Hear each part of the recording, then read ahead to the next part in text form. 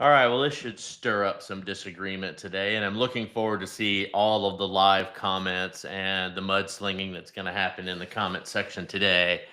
Let's talk about pocket listings. The pocket listing craze came to a grinding halt just before COVID. It's been about 4 years, I would say, when finally enough people stomped their feet and lit matches. The whole pitchfork and torches thing storming the castle because agents that had pocket listings were controlling the market and not allowing fair competition and all of that good rhetoric.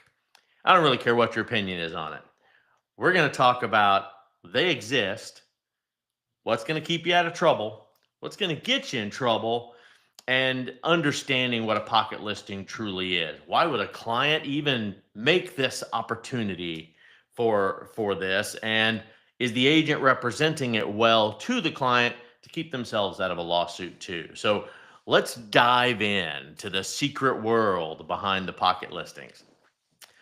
Look, these off-market properties are the VIP section of real estate. VIP meaning there's some exclusivity attached to it, and these properties are typically just not ready for the MLS spotlight. I'm going to get as comprehensive today as I can and understand. I'm going to explore the ins and outs of this listing type. What's it about? Whether they work, how they work, and when they work well. Pros, cons, legals, considerations. Plus, I'm going to share some marketing tips on how you master the art of pocket listings themselves, and when you're allowed to have conversations, what you should be talking about. Let's unravel this mystery quite a bit. I'm going to give you some tools to navigate through this, and hopefully, you'll be able to do this like a pro and securely, and most importantly, still give your client the proper amount of representation. So, some key takeaways that you should be looking for in this conversation today. Off market listings are just not publicly listed on the MLS. It's really the only differentiator. They are legal in all 50 states as of today, subject to the National Association of Realtors clear cooperation policy, is where we get into some of the gray area. So be careful there. Pros, there is some privacy involved for the client. It is specific targeted marketing, and it does allow for a different sales cycle than what you're typically used to. Cons, you have very limited exposure, meaning word of mouth is the rule of thumb. You have reduced competition, which means that you don't have as many people looking at the house and potentially bidding on the house. And you got a lot of fair housing concerns on this one, too. You need to be careful. Lastly, marketing strategies. We're going to talk about this, how you leverage your network, how you notify VIPs, how you utilize private platforms, targeted campaigns, exclusive open houses, and competitive pricing. So let's walk through those topics and see if I can get them all covered within a short amount of time we have together today. So let's define it. What is a pocket listing? In the world of real estate, a pocket listing is any time that a seller, by choice, signs a listing agreement with a brokerage that gives them the exclusive right to sell their property, but with the caveat that this property will not be listed or cannot be listed in the MLS. Instead, this listing will remain private, sharing it only with a select group of agents that they trust to bring the right buyers, and typically within the same brokerage. You can talk about it within the same brokerage as much as you want. That's what makes it a private listing. When you get outside of that brokerage wall is when it becomes a situation. And honestly, this is what got everybody in trouble. The brokerage walls and the size of these walls at some of these big brands could be thousands and thousands of agents, and the other agents outside of their organization are the ones that were screaming, "Oh my God, here's Remax with another exclusive listing that I didn't even get a chance to bring my client to. It was the perfect one. They had to buy the one down the street that was on the MLS. I didn't get a chance to show theirs because I didn't even know it was existing because I wasn't inside the Remax Click. Or you get the point. Ultimately, the people that are complaining weren't the clients. It was the realtors, the clear cooperation of realtors not being able to see every single listing and having an opportunity to get their share of the commissions on those listings. These off market private listings are the speakeasies of real estate. You're not going to find them on the internet. You're not going to find them with a for sale sign out front. So when you build a pocket listing, it is simply going to be an agent that keeps it in their pocket and does not market it directly to the public. So it's not syndicated. You're never going to see it on Zillow, etc. You're going to have to hit all of the private chat conversations. You're going to have to be very careful about who you're talking to. But again, the original intent was so that you can only market it within a brokerage at the full consent of the client, because there was typically, when these were designed, there was a reason they needed to be off market. And then that bastardized a little bit into what's called a coming soon, right? And that's where things got tricky. So most of the time when these pocket listings existed, it was because a property wasn't ready for market yet. It truly was a coming soon listing. It was a, hey, the client's going to remediate a whole bunch of things in this house, but we want to let the general public know that it's not on the MLS yet because for the next 6 weeks, we're doing remodeling and we're not going to show it, but we want to get everybody excited and know this is coming to the market. Now, here's what's bullshit. This isn't allowed, but Samsung, for example, can advertise their new phones coming out for 6 months and have nothing but teasers coming out for everybody to go. I realize they're apples and oranges. I'm not comparing the same things. But when you're coming to fair advertising, I believe it is the same. I believe that if you're going to regulate a bunch of realtors and tell them, hey, this isn't illegal, but if you're a member of an MLS, we're going to charge you and we're going to fine you the second that we find out you're doing this. So the second you have a pocket listing and you talk to someone outside of your wall of control, meaning your brokerage, you have to put it on the MLS in 24 hours. There's where I have a problem. I represent a client. I represent an additional level of expertise, an additional level of integrity, because I'm also a member of an MLS and a realtors organization. I carry that extra moniker, and so does my entire brokerage. But when they're setting rules up in place so that all I am doing is answering to them, which does not defeat or does not counteract a law that exists for my client's protection, we have a problem. So let's dig in some more here. Standard listing versus the pocket listing. Let's make sure we get it. When it comes to selling a home, there's two main types of listing. There is standard and there's pocket, period. The primary difference is going to be how widely the property is marketed and the level of privacy offered. So standard listing, this is the most common type.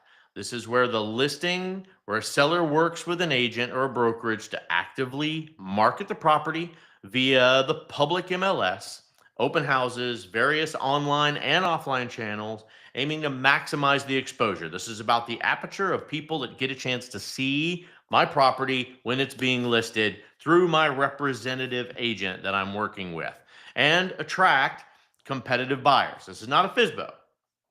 A FSBO, here's another problem I have. A FSBO is when a customer decides to represent their house on their own. And here's what's aggravating. They can advertise as much as they want. You heard me right. Look me dead in my eyes and understand what I'm telling you. You're putting a real estate agent under a different set of supervision and a different set of guidelines to utilize the MLS strategies or to market it or not to market it on those strategies. But you're going to let an individual consumer do it on their own, essentially competing at their own will without oversight. I can't imagine how that would blow up in someone that's uneducated in the real estate space face. Understand where I'm going with this. If you're looking at my Fitbit right now online, it's probably well into the hundreds on my heartbeat level. This is annoying. This is not to the benefit of the consumer. This is to the advantage of the consumer controlling the market space. So, pocket listing. Pocket listing was originally designed, again, to be discreet because a client was in the middle of doing some remediation on a home and the home simply wasn't ready for public offering. In that amount of time, it might have sold. It might have gotten enough interest offline that people actually presented offers and they sold it before it ever hit market. Thus, it stayed in the pocket. There is another type of, or another reasoning behind a pocket listing too. We have a lot of first responders. We have a lot of popular celebrities. Especially here in Florida, we've got Major League Baseball, we've got Major League Basketball, we've got Major League Football, you name it. We've Major League Soccer. We have big brands, big celebrities, an insane amount of very popular politicians here in the Florida area, especially recently. They don't want their name and their houses put on the open market. They want to be able to just whisper market their properties, and they should be allowed to do so. But the second that they engage a real estate agent, we have these additional constraints because of fair, we'll talk about it, but essentially fair practices to make sure everybody gets the equality of vision. So regardless of how great a real estate agent I am, the real estate agent that just got on the market and got their license 6 weeks ago have the same advantages that I do in showing this property. Here's where we may disagree a bit.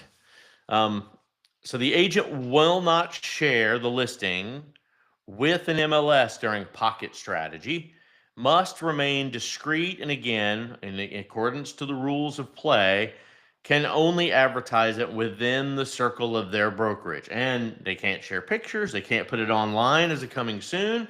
The second I put a coming soon sign or a coming soon announcement on Zillow, for example, I better be ready to have it on the MLS in 24 hours. Why? Because there's a whole bunch of realtors out there that are just trolling the internets, waiting to screw over another realtor because they didn't get the opportunity to sell their property, whether they had a buyer or not. And get ready, kids, because pocket listing fines are upwards of $15,000 if you're caught doing it. And when I say caught doing it, when I have a pocket listing, and I do occasionally get them, I have all of the right paperwork, I have all of the right strategic documentation, all of the proper signatures, and my client knows better than anybody that they requested it, why they requested it, and exactly the timeline that they're expecting before it goes online. And if it sells while it's a pocket listing, I still put it on the MLS post-sale so it can be used appropriately in the marketing later on and for, excuse me, and for true appraisals, etc. But it's worth noting the real estate term pocket listing and private real estate listing is becoming interchangeable.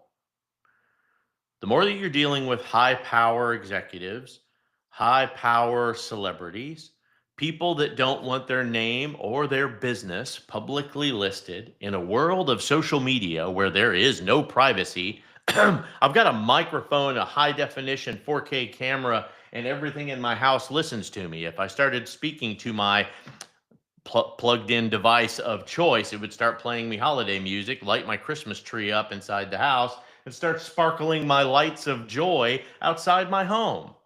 There's no privacy left anymore. So clients are willing to pay for that additional service with an agent these days. But understand that as an unpublished listing, I have to treat it differently under realtor representation than if it's a for sale by owner. And there's cause for aggravation when it comes to this. Let's talk about the pros and cons of keeping it a pocket listing. As you can tell by the passion in my voice during this episode today, pocket listings have been a hot topic in the real estate world for a long time. Very strong opinions on both sides of it. Very little. The people that don't have an opinion have either never had a pocket listing or never feel like they didn't get a chance to sell a property because it was a pocket listing. The old, well, it didn't affect me, so I don't have an opinion scenario, which obviously isn't something that this planet has a problem having an opinion on. Some agents will swear by a pocket listing and the value of the pocket listing and the value of the privacy for the client, while others think they are unethical. Let's use that big dirty word. I want to take a close look at the pros and the cons of both, so that when you are put in a position, I'm going to say it that way. When a client puts you in a position that you have to keep a listing in your hip pocket, you need to be able to disclose what the pros and the cons are for them so that you can truly have the right conversation. And here's where my coaching comes in and not just my passion towards this topic. Pros: exclusivity. Pocket listings are a VIP club. They are for motivated buyers, often leading to very quick sales, very sense of exclusive purchase opportunity that can attract very high-end clients. If you have a network of these type of customers, whether they are national or international, and they are in your whisper channels of, hey, I, Alex, have a pocket listing and I'm only going to talk to my secured buyers, and this is a hush hush conversation or however you want to present it, they know to keep their mouth shut, because the second that they advertise it or they tell someone else, it now becomes a compliancy problem for Alex, and I have to go now publish it, and now they're competing with the world. Control. Agents can maintain more control over the marketing and the sales process and ensure their sellers' interests are top priority. It is private, so they're not dealing with a whole bunch of just bullshit phone calls. I'm doing some cursing today on the channel. Phone calls that actually bring you the, hey, is this still available? Hey, is this still available? Hey, on Facebook, is this house still available? Can you give me some details? Hey, Instagram, is this house still available? Hey, TikTok, how's the house sale going? Give me a break. None of these people are interested. None of these people want to do anything except sell me something that they're selling, like another watch. By the way, special note for all you watchmakers out there. When I put these TikTok videos out there, it isn't an opportunity for you to tell me that you have great knockoff watches from Singapore or China or Korea or wherever you're making them. Good for you. But me putting out informational for my clients and for my realtors isn't an opportunity for you to sell me a fake watch. There you go. Stick that in your Christmas stocking. Negotiation power. Another pro is that there's limited exposure, and it sometimes, for the client, lead to better terms and pricing for them. They have the leverage of saying, look, I can just put my house on the market here in 2 weeks when things are ready, or you can give me the best pricing now and we'll work together while I finish this remodeling. The buyers might even be willing to pay more of a premium for that exclusive opportunity. And then, of course, the privacy protection around it. Agents are the superheroes of privacy when it comes to sellers who want to keep their home sale on the down low. This leads to referrals and a stellar reputation inside of this very exclusive VIP market. If you become an agent that simply, when they are telling you, I want you to exclusively sell my home and do not put it on the market, as you have normal buyers communicating with you, you can't give them my address or anything, but you can say, I may know of a house that's come, it's whatever speech you want to use. It's interesting the amount of control that we have over that. And the FOMO inside of that sphere that they just got to see every single house you represent is pretty impressive. Let's talk about the con side. Cons. You got a huge risk of conflict here, right? The lack of transparency can lead to disagreements, discontent. Buyers get very competitive. They know that there will be other buyers, maybe not as many because this is a pocket listing, but those who feel like they didn't get the best opportunity can give you some trouble. Limited exposure. Fewer potential buyers means that it takes sometimes much longer on the market, which can be frustrating for sellers who need to move quickly. So you need to be understanding to your clients that if they want a fast move, this may not be the best option for them, although they want their privacy or they want their time not to have it on Stellar, or they don't want their neighbors knowing that their house is going up for sale because their neighbors are a problem. You never know what the reasons are. You'll need to know because you're going to need to know where to keep your mouth shut. Fair housing. This is a big one. Limited marketing may raise fairness and discrimination issues. So you better have a damn good reason for having this as a pocket listing, and it's not a sales strategy. There's a huge difference there, what I'm saying. Certain groups of people have less access to pocket listings, and if they feel like they're being treated unfairly or being marketed against because I am exclusive in who I want to sell my house to, that's not the purpose of a pocket listing. Pocket listing is to protect some type of visibility into the lives of your seller or into the condition of the home while it's getting ready, not to discriminate against others. I want to be very clear about that. Limited inventory. When you're relying too heavily on pocket listings, it will reduce your pool of properties and clients. This will hurt your business in the long run. You have to be careful about that. Exclusive clients like this that want to have pocket listings also expect that you are their exclusive agent of representation.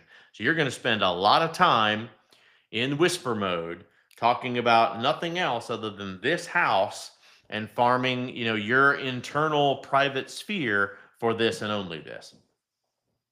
And then reduced commissions. Since pocket listings may sell faster and at a difference of the market price, agents may earn less in commission. Ultimately, we build our commission around a percentage of what the selling price may be in its most basic sense. If we're selling it quickly or if we're selling it privately, we're obviously under today's conditions, we're not marketing what we're selling the property for or what we are offering a cooperative agent for. But in this situation, we're not offering anything. You are selling this one direct to buyers under most conditions. And you may find that by doing that, you don't have the same opportunities that if you opened it up so that everybody else could bid on it as well. Ultimately, whether or not to use a pocket listing depends on the specific situation, hear me, of the seller's needs. This is not an agent decision. This is not an agent strategy that you are allowed to employ. As agents, our job is to weigh the pros and the cons and to advise our clients on all courses of action. All. We are advisors. And at Keystone, we are consultants, which means we are beacons of truth. If we say it, we better be able to support it with data, analytics, law, structure, whatever. But it better be in writing somewhere, and it better be in writing the same way in multiple places for us to be able to support the reason that we're doing what we're doing. And if we go the pocket listing route, it is crucial to ensure that we're doing it for all the right reasons and not just to increase potential commissions or double ending a deal. Those types of practices are frowned upon, and that's the reason that some of these rules and regulations are in place today. So let's talk about why would a seller want a pocket listing? And here's where I am in favor of them, because this is at the seller's request. These are things that I have learned over the years where I have had dealings in this arena, and it's important for you to know what they wanted and why they wanted it. A pocket listing, based on everything I've told you and the passion obviously behind this type of conflict, might seem like a really odd choice to you, but there's actually some very compelling reasons why a seller might want to opt in for this approach when they're selling their home. And understanding your client's motivation is your job. The concerns that they may have is probably more important so that you can provide the best possible service for them. So first and foremost, the biggest reason that I ever get is privacy. Some sellers, especially celebrities or high value buyers and sellers, they want to know that their value of privacy is understood. The thought of their home being splashed across the internet is less than ideal. If you look at the media, every time a celebrity's home goes on the market, or every time a celebrity has their home sold for them, somehow it becomes public knowledge. I sold blah blah blah's house, and look at this, and so's house in Hawaii is up for sale, and oh my God, look at what they're asking. But it's attention that people don't necessarily want. Remember, first off, this is their home. Second, it's a major investment more times than not. And slinging around publicly how you are managing your investments, yeah, that can cause some sleepless nights. The thought of their home being splashed across the internet is less than ideal in most cases, and pocket listings allow them to keep those things quiet and avoid having the random looky loos, even with all of the risks that I told you before. The last thing they want is have to disrupt themselves, their families, and get their neighbors involved in their home being for sale, just to see just so that a bunch of people can show up because they want to see how maybe the other half lives. Window shoppers are a very real thing. There are people out there that really enjoy on the weekends going out, checking out houses, and just enjoying the cookies and the drink and the fare. It's no different than somebody walking through the expensive purse section of the mall and never actually buying one. This is something that people thoroughly enjoy. They dream. This is how they build their American dreams and standards, and this is how they want to live and sets their goals from it. I get it. But from the privacy of the client that owns the home, that's not ideal for them. And it gives them a false sense of, oh, look at all the traffic I'm getting. You're getting lots of traffic because this is a $15 million home on the water view with an insane yacht parked out in front on the water itself. They're here because they want to take a bunch of TikToks in front of a house they're never going to own. Number two, testing the waters. This is a very real practice as well. And I deal with this a lot in some of my high value clients that are unfortunately in the middle of a divorce. Pocket listings can be kind of like dipping their toe in the water before diving in. A seller will get a feel of what would an internal segment of buyers pay before they actually go public on the MLS. Because when you're dealing with multi-million dollar homes, especially, it doesn't really matter what the MLS says it's worth. It sure as hell doesn't matter what Zillow estimated it was worth. It matters what people ultimately are willing to pay for it. And they want to see what type of interest they have for their home and when is the best time for them to sell it at the best price point. This way, they also get to avoid price reductions, which is a red flag for a lot of buyers, and it gives a lot of buyers the wrong impression. Unfortunately, the whole let's drop the price is the first conversation they teach real estate agents in real estate school. They teach you that price is always the final reason why a home doesn't sell, and once the price is right, someone will buy it. I hazard to say that time is the most effective seller of a home, and that simply it being on the market for a longer period of time, in my experience, means that the client's not willing to be taken advantage of and they know what their home is worth. Avoiding the stale listing stigma. More expensive homes typically stay on the market for a lot longer. When a home sits on the MLS for a long time, the MLS, Zillow, all of this, one of the first pieces of data that it exposes is a clock. How many days has it been on the market?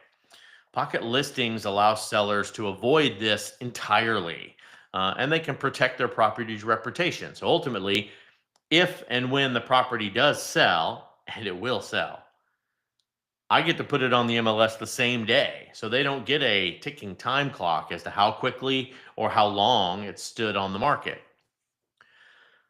The perfect match. A lot of sellers aren't ready to commit their listing their home, but they'll consider it at the right price also. A pocket listing allows them to play matchmaker a little bit and find the perfect buyer willing to pay top dollar for their dream home ultimately. So they're even willing to negotiate renovations and stuff together. It's a very different high market conversation that happens when you're dealing with the match club. And the last thing is negotiating power. Savvy sellers, the ones that really know and they've done this a lot, they will be able to negotiate lower commissions with the agents, but understand that at a higher dollar value, it still makes it a common sense play for the agent to keep it a pocket listing. It requires a lot less marketing effort for them, and you're essentially paying for that agent's network versus paying for everybody's network, right? It's easy to get a discount from being the easy client. And ultimately, a pocket listing is a lot less work on the side of the selling agent because it's network sensitive only, it's internal brokerage sensitive only. I don't have to worry about monitoring the MLS. I don't have to worry about checking all of the virtual views. I don't have to worry about all of the different social media actions that I have to normally take because it simply doesn't exist for a pocket listing. So while the pocket listing will not be the right choice for everyone, it can be a smart move for sellers who truly value the privacy, who want to test that market strategy, who wants to look for a little more private transaction. It's about weighing the pros and the cons for them. It's about finding the best fit for their very unique situation. And as real estate agents, we have got to be well versed. And as consultants, we have to know the market analytics well enough that this home is not common and is not going to have normal comps around it. So, what happens in the normal market isn't normal anymore. And we have to have enough acumen to be able to walk ourselves through these practices so that we can align with our clients' very unique goals and their priorities. There are alternatives to pocket listings that are out there too. Want to give you a couple of those as well. These are rare, but I have run into a few of them in my experience. Pocket listings are not permitted for the National Association of Realtor members. If you are a member of the NAR, which in Florida, let me back this up for you. In Florida, if you're a member of a NAR, you are also a member of the Florida Association of Realtors. If you want to be a realtor, you are also a member of a local MLS. And in our case, we are a member of 4 in the state of Florida, but Greater Tampa Realtors is our primary here in the Tampa Bay area. They have internal compliances that say if you are connected directly or indirectly to the National Association of Realtors, you are not allowed pocket listings with exceptions of what I talked about at the beginning. There's proper documentation. There is clear cooperation documentation for you and your clients to sign together so everybody knows what is at risk and everybody knows what the times and the expectations are. And then there are repeatable documents that you need to also sign at the MLS level. For the longer you keep it off of the MLS and represent it privately, the more they need to sign to show that, yes, I still agree to keep it off MLS and I have my own private reasons, and they have to sign. So here's a couple of alternatives that savvy agents can certainly employ. The office exclusive listing. And this is kind of where pocket listings have gone since there's been so much infighting with it. An office exclusive listing offers for a private alternative for sellers. They get to limit the property's exposure. The property is marketed only within the listing brokerage, and its marketing within that brokerage heavily. Promotions listed to just those agents and their internal clients. This targeted approach is its ideal situation where confidentiality is crucial. It's like celebrity home sales. And certainly a lot of our Major League Sports players utilize this functionality with us. However, if the listing is advertised to the public, the second it's advertised to the general public, it must be submitted to the MLS for cooperation with other brokerages. And that is within 24 hours. That means the second someone leaks it and it becomes public, you better be ready to fill in those blanks. Next, direct cash buyer. And a lot of us have, if you want to talk about pocket listings, let's talk about pocket buyers for a little bit. A lot of us have an exclusive network of buyers who don't want to compete with everybody else. And they want to know what listings you have coming on the market beforehand, including a whole bunch of investors out there for a bunch of these fix and flips that they don't want to see hit the market before they're able to get a hold of it for those same time clock reasons. For a seller that values privacy but doesn't want to restrict their property's exposure to the level of office exclusive only, they can seek cash offers from direct buyers. These are the investor group. These are the house buying companies that may be an alternative for them. These buyers often prefer an off-market purchase because it'll simplify the process for them and it provides a more discreet transaction for whatever their need is.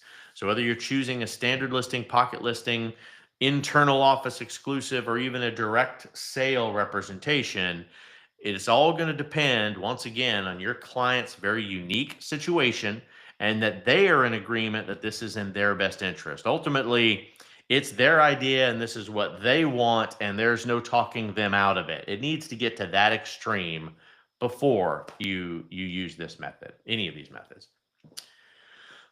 So again, let's talk about the legals behind this because I want to be very, very clear of where I stand on all of this. Are pocket listings legal? As of this discussion today, holding a pocket listing is absolutely legal in all 50 states. No law prohibits real estate agents from representing a seller while keeping the listing off the MLS. However, the National Association of Realtors, the NAR, threw that big monkey wrench in the listing game in November of 2019, effectively banning it for all of its members known as realtors. The NAR is the largest trade organization in the country. I need you to understand, we're talking about 1.5 million members effectively voted to ban pocket listings, and that started in May of 2020. So just not even 4 years ago, or just at 4 years now, effectively, we all agreed as realtors it was not going to be allowed. The new Clear Cooperation policy requires NAR members, realtors, to post listings in their local MLS within 1 business day of marketing the property to the public. Now, let's talk about what that means. Public marketing. Public marketing includes everything from flyers in the window, yard signs, digital marketings especially, email blasts, social media posts. While keeping a pocket listing is not illegal, realtors who don't follow the NAR's rules can face warnings, they can face fines, and the local realtor association. And trust me, the jealousy and the stuff out there that goes on with your other realtors that aren't necessarily doing the business that you're doing, or worse, they are simply competing with you at a level that now they need to take you out versus than just do better for themselves, means they will report you. And since realtors make up such a large chunk of the real estate industry, the policy change is a big deal. But there's an exception. Clear Cooperation policy does have an office exclusive exception. This means that if a seller asks for the listing to be marketed within the listed broker's firm only and amongst brokers and licensees affiliated with that brokerage, it can stay off the MLS.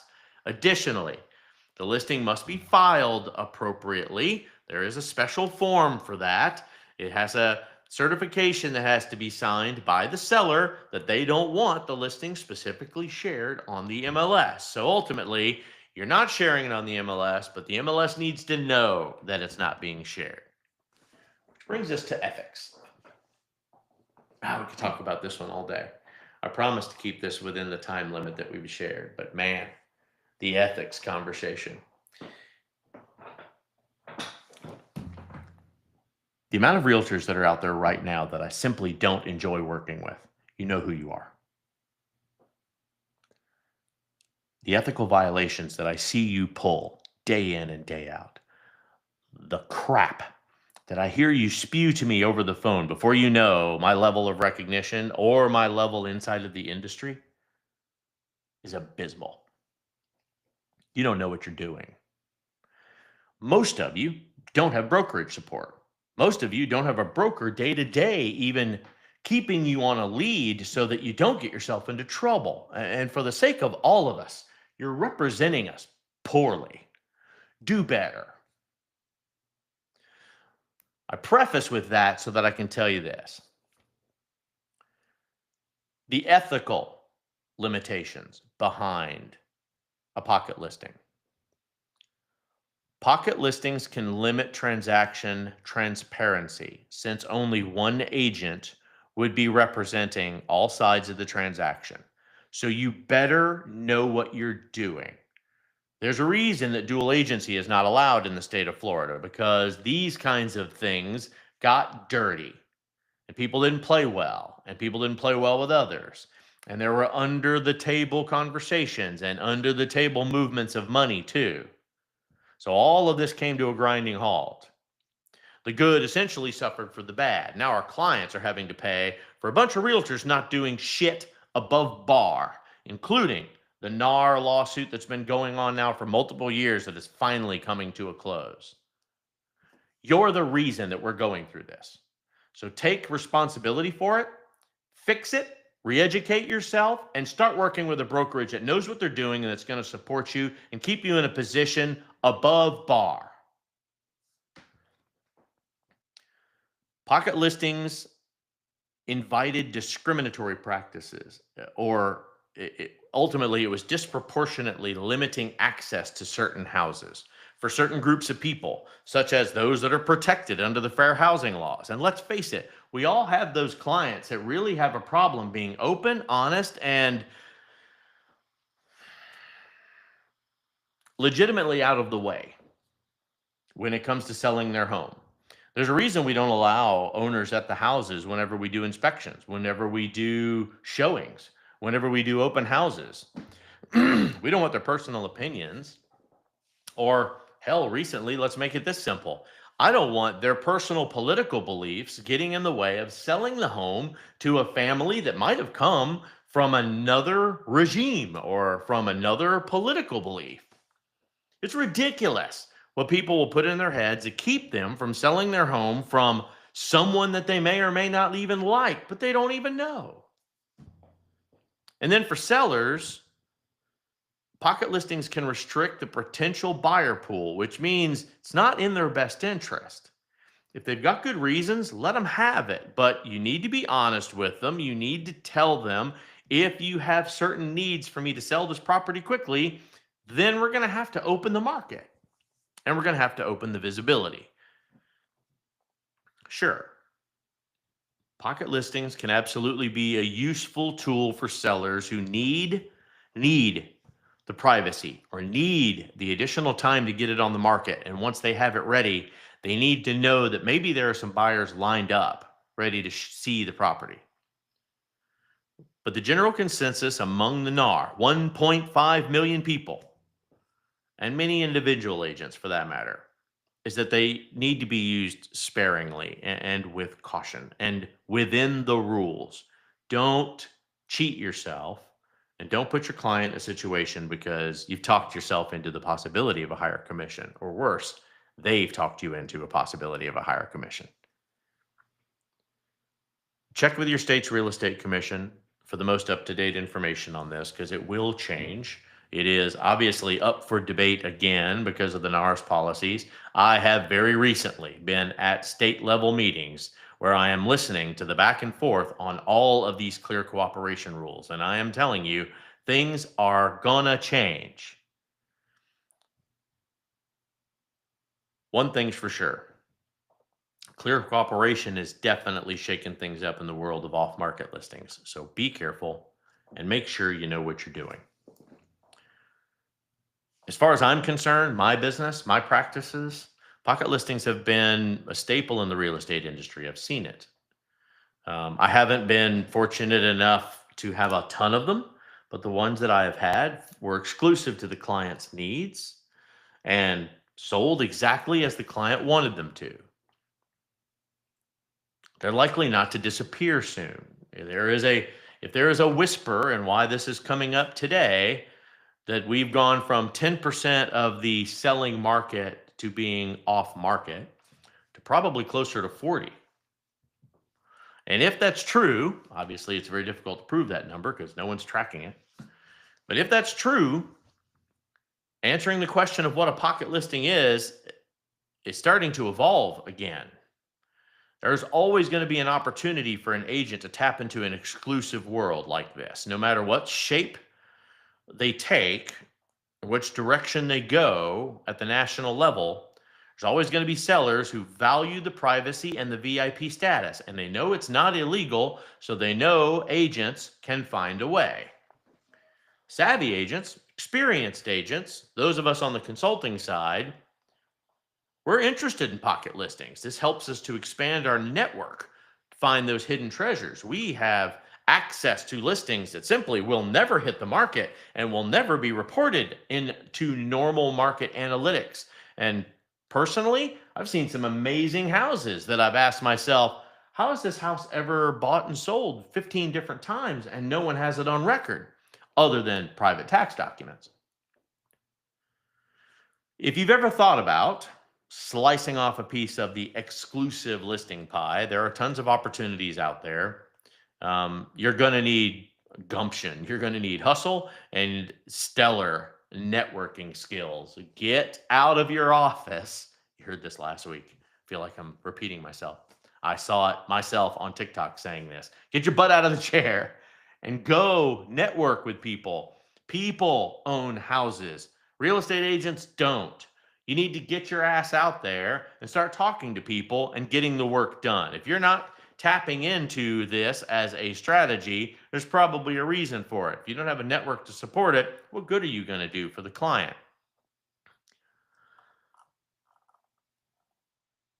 This is about your understanding of a niche value to your client. I want you to be concentrated. I want you to stay within the rules. I want you to make absolutely sure that you understand you can build a very successful real estate practice without going outside of what you know, your personal marketing experience.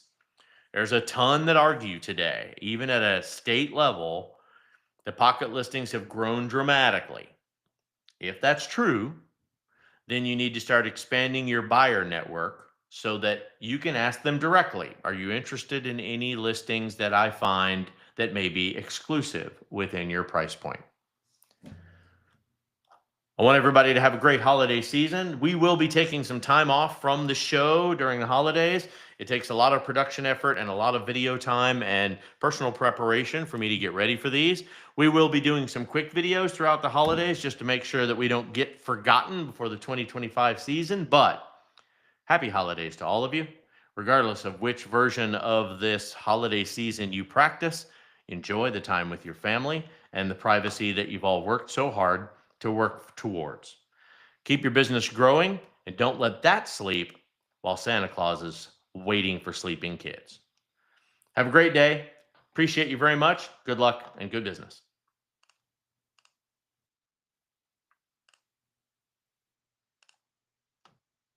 Recordings are over.